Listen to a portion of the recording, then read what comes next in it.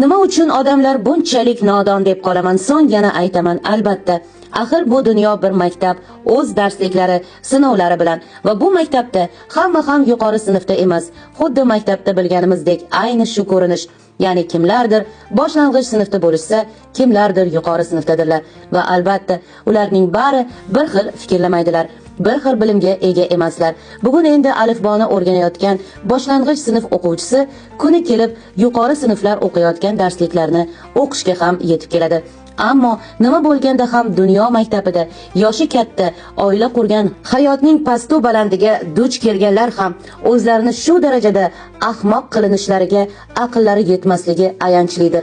Bir mijozim, opa, qarang, mana bu odam boshqa odamlarga ularning 3-ko'zini ochib bera olar ekan. Narxi $300 atrofida ekan. Yana odamlarni tozalar ekan qora energiyadan. 3-ko'zi ochilgandan so'ng odamning karmasi tozalanar ekan. Axir siz boshqacha gapirasiz. To'g'risini aytsam, biroz chalkashlikda qoldim. Bu odamning gaplari qanchalik to'g'ri deb uning profilini yuboribdi. Qarasam, ushbu odam Instagramda ham ko'plab obunachilarga ega va hattoki Telegram kanallarini ochib olib, minglab odamlarni yo'ldan urib, ahmoq qilib, pullarini shilib o'tiribdi. Mayli, pul, gap pulda ham emas. Avvalo hech kim bepul harakatlanmaydi. Shaxsan men o'zim ham konsultatsiyalarimga ham, muolajalarimga ham pulini olaman. Axir bu uchun vaqt sarflanadi. Bu ham katta mehnatdir. Ammo insofni unutish kerak emas. Pul chetda tursin, odamni ishontirib, yolg'on yashiq gaplari bilan odamni tushirib aldash bu yaxshi emas axir. Va buni ko'rib turib, bu yo'nalishni bilib turib, indamasdan o'tib ketishim xato bo'ladi deb ushbu rolikni yozishga qaror qildim. Azizlar, dunyoni maktabini nechinchi sinfida bo'lishingizdan qat'iy nazar o'zingizni ahmoq qilishlariga yo'l qo'ymang. Kamiga sizni ahmoq qilishlari uchun pullarini ham to'lab o'tiribsiz. Gapni qisqa qilaman. Shunday qilib azizlar, avvalo mutaxassisga murojaat qiling. Kim nima desa oldiga tushib ketishingiz xatodir. Azizlar, karma bu Hind dinlari va falsafasida aniq va tiniq qilib izohi bilan nima ekanligi tushuntirilib qo'yilgan. Shuningdek, aytib o'tmoqchimanki, Hind dinlari va falsafalarida deganimda bu Hind millatiga mansub doir bilim ekan, doir gap ekan, doir masala ekan deb o'ylamang. Bu bilim barcha insoniyatga tegishlidir. Shunchaki har bir millat qaysidir bilimni mustahkam saqlanib qolishida o'z xizmatini, hissasini qo'shib harakatlangan. Shu sababli qaysidir bilimlarni xitoyliklar, qaysidir bilimlarni hindlar, qaysidir bilimlarni moldavanlar yoki yevropaliklar yoki boshqa bir millat egalari saqlab qolishgan. Lekin bu aynan shu millatga tegishli degan emas. Juda ko'p masalalar umumiy barcha odamlarga oiddir.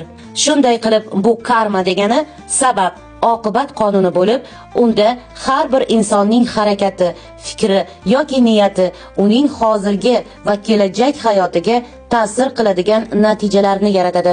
Ba'zan harakati va ba'zan harakatsizligining oqibatida yaratiladi. Sanskrit tilidan kelayotgan ushbu so'z karman, uning ma'nosi, tarjimasi harakat, amal ma'nosini anglatadi.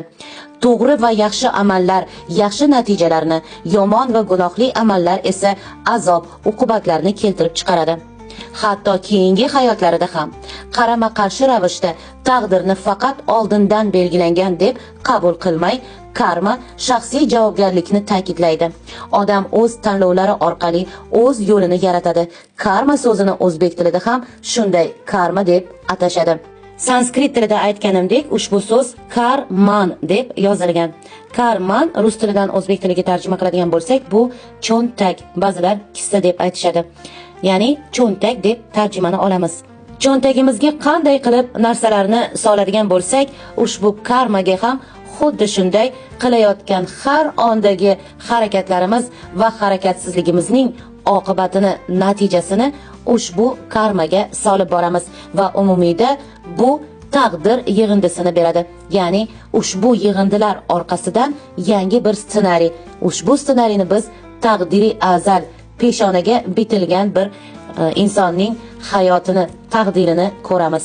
Shuningdek, yana insonni juda ham ko'plab chakralari bor va asosiy chakralari bu 7 ta chakrasi hisoblanadi. Bular Muladhara, Svadhisthana, Manipura, Anahata, Vishuddha, Ajna va Sahasrara chakralar bo'ladi. Sahasrara bu eng oxirgi chakra, toj chakrasi bosh ustida joylashgan va undan oldingisi mana shu Ajna chakrasi qoshlar o'rtasida, peshona sohasida joylashgan. Mana shu Ajna, 6-chakra, ya'ni Ajna bu 3-ko'z degani. Endi qarang azizlar, aytingchi, qaysi biringiz 7-qavatli binoni, ya'ni 7 qavatli binoning 1-qavatini bosib o'tmasdan turib, birdan 7-qavatida bo'lib qola olasiz? To'g'ridan to'g'ri, ya'ni tomdan tushib emas, bir samolyotda uchib kelib emas, oyoqlaringizda qadamma-qadam qonunga ko'ra 1-qavatdan 7-etajga, 7-qavatiga ko'tarilishingiz kerak. Qanday qilib uchib chiqmoqchimisiz? Qanotlarsiz odamning qanoti yo'q axir. Tushingizda bo'lishi mumkin, lekin ammo real hayotda siz bu ishni qila olmaysiz. Yana misol qilaman. Oldin ekin ekib, uni parvarishlab, so'ng hosil beradigan o'z vaqtida hosilini terib olasizmi? Yoki hozirni o'zida yerga urug' ekib, 1-2 suv quyib, ketidan darhol o'shani daraxt ekkan bo'lsangiz, bir olmami, gilosmi, biron meva daraxti yoki bir boshqa sabzavotni yerga ekasizmi? Birdan uni hosilini, mevasini terib ola olasizmi?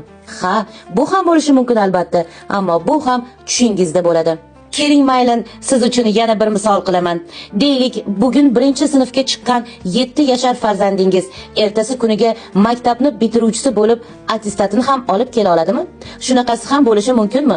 Balki bu ham bo'lishi mumkindir, ammo bu ham tushingizda bo'ladi. Azizlar, uyg'oning. Qachongacha tush ko'rib yotmoqchisiz? Qachon hayotga ochiq ko'zlar bilan qarashni boshlaysiz? Shunchalik o'zingizni yomon ko'rasizmi? Shunchalik nodonmisiz? Nahot Alloh bergan umrini uvol qilmay, unumli va to'g'ri foydalanishni xohlamasangiz? Yaxshilab bilib oling. Kitob olib qo'lingizga erinchoqlik qilmasdan o'qing, o'rganing. Juda ham ko'plab kitoblar bu mavzularda bor. Shaxsan men o'zim Inson deb nomlangan kitobimda bu masalalarni to'liq yoritib qo'yganman. Mayli, meniki bo'lmasin, rus tilida xohlarsiz, ingliz tilida xohlarsiz, juda ham ko'p kitoblar bor. Unutmang, sizning o'qimasdan yurib erinchoqlik qilishingiz mana shunaqa odamlarga ahmoq bo'lib berishingiz uchun qo'l keladi. Bilib oling, ushbu chakralar ham birma-bir ketma-ketlik bilan ishlov berilib aktivatsiya qilinadi yoki kuchlantiriladi va bu Muladharadan boshlanadi va aslo Ajnadan boshlay olmaysiz. Va yaxshilab bilib oling. Ha yo'q, oldin insof bilan bir savolga javobni aytingchi. Masalan, men ovqat yesam, to'g'ri ma'noda sizni qorningiz to'yadimi? Yo'q, hech kimda bunaqa bo'lmaydi. Har bir inson o'z oshqozoni bor. Har kim o'zi ovqatlanishi, taomning mazasini, lazzatini o'zi tota olishi, o'zi yegan narsasidan o'zi lazzat olishi, lazzatni his qilishi kerak. Yoki deylik, men biron narsani o'rgandim. Deylik, ingliz tilini o'qidim, o'rganib oldim. Xo'sh, men o'qiyman, siz mening o'rnimga ingliz tilida gaplashib ketasizmi? Mening o'rnimga siz ingliz tilida gaplashib keta olasizmi? O'qimagansiz, men o'qiganman. Siz ingliz tilida mening hisobimdan gaplashib keta olasizmi?